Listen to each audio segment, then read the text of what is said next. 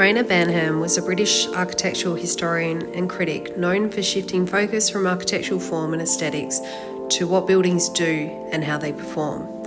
In his influential text, The Architecture of the Well-Tempered Environment, he argued that a building should not be understood solely through walls, roof and structure, but also through the technologies and systems that regulates its internal climate. He argued that buildings can be understood as systems that control environments rather than simply provide shelter, and this is exactly what glasshouses do. The Adelaide Botanic Garden officially opened in 1857, and this building was one of 13 prefabricated structures built and sent from Germany. It's the only one left standing in the world today. In opposite scale and proportion to Adelaide's is the Palm House in Kew Gardens, London, which was designed by architect Decimus Burton and built in 1848 and has been labelled the most important Victorian-style glasshouse in the world. It was labelled a horticultural hysteria in the 1870s, a time of great interest in imperial botanical science.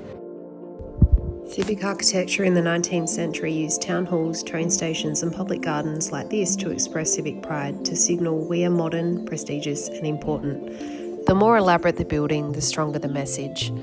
In this pivotal period of growth and innovation in Adelaide, buildings like this were important. Paul Shibart in Glasshouse envisioned glass architecture as a total environment and cultural transformation. So these new materials, like iron and glass, enabled entirely new types of buildings, showcasing innovation and serving a big cultural statement. So how do the mechanical, material, structural and spatial systems in these buildings reinforce the environmental conditions that the greenhouse interior requires? When we arrive at the Palm House in the Adelaide Botanic Gardens, we notice that it stands proud on a mound. No other buildings are competing with this beautiful structure. The reason it's on a mound, it was originally intended as a tropical greenhouse, so a boiler pump system was installed underneath. Earth was dug from a now nearby pond, and the base of the structure sits on a depressed plain just beneath the built-up mound. This was the core of the building's environmental system. It generated coal fire heat and circulated steam through pipes running around the structure. The heat radiated upwards, keeping the heated air warm and stable inside. Why did heat mitigation matter?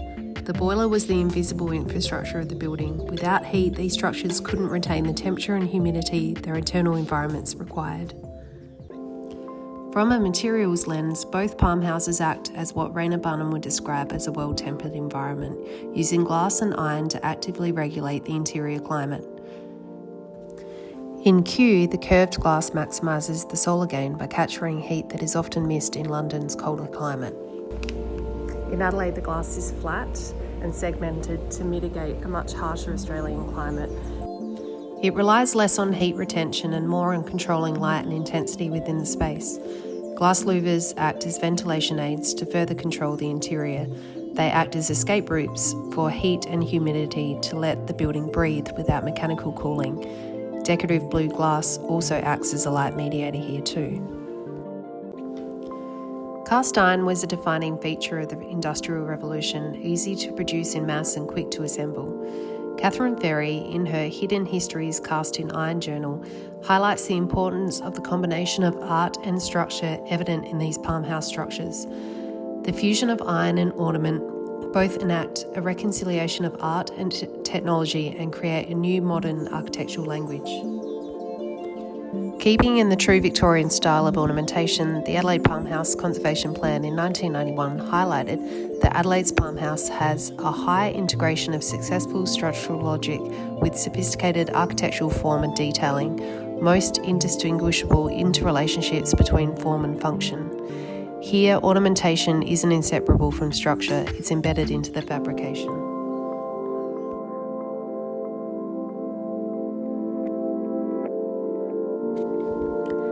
In Adelaide, a staircase down to the central atrium forces us to look up to the central rotunda's roof at its highest point.